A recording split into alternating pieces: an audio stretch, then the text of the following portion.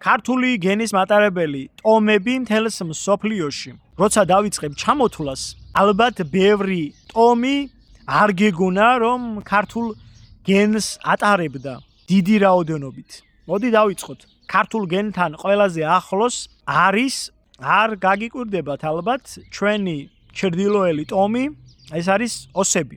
ოსების სრული უმრავლესობა 70% ატარებს ქართულ გენეტიკურ კოდ G-ს. ქართველების რაოდენობა ოსებში 10-ჯერ მეტია ალანების რაოდენობაზე. მეორე ადგილზე არიან ჩერქეზები. ქედმოუხრელი ჩერქეზები, რომელთაც ჩვენმა ჩრდილოელმა მეზობელმა ბრჭყალებში ერთმორწმუნემ ბევრჯერ მოუწყო გენოციდი, მაგრამ ქედი არ მოიხარეს. ალბათ იმიტომ, რომ ქართულ გენში არიან და ქართული გენი ამაყი ბუნებით გამოირჩევა. ჩერქეზების უმრავლესობა თითქმის 60% ატარებს G გენეტიკურ კოდს. დაახლოებით თანაბრად არის ამ ტომში კოლხების ხაზი და სვანების ხაზი. პირველზე არის კოლხური ხაზი. G2-ია 2. ანუ თამამად შეგვიძლია ვთქვათ, რომ ჩერქეზები არიან კოლხური წარმოშობის.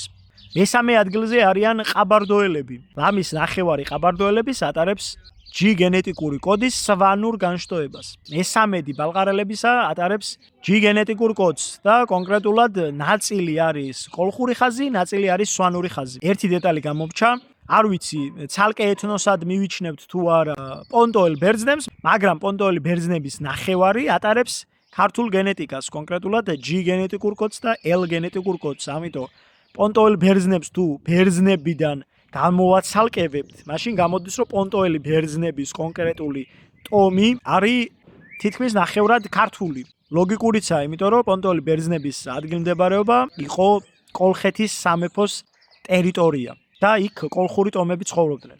შემდეგი არის რასაკვირველია ჰემშინები, რომლებიც ტყუილად გონია სომხები, სინამდვილეში ჰემშინები არიან მესხებთან ახლოს მდგომი ტომი. ჰემშინების არც თუ ისე მცირე პროცენტი, დაახლოებით 30-დან 40%-მდე ატარებს ქართულ გენეტიკას.